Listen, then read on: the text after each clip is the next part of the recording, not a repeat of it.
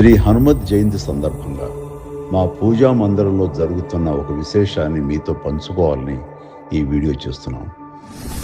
ప్రతి సంవత్సరం డిసెంబరు, జనవరి, ఫిబ్రవరి నెలల్లో సూర్యకిరణాలు సప్తవర్ణాలుగా మారి మా పూజా మందిరంలో ఉన్న హనుమంతుడిని పైనుంచి కింది వరకు స్పృశిస్తూ ప్రసరించడం చూస్తుంటే ఆ దృశ్యం, ఆ అనుభూతి మాటలో చెప్పలేను.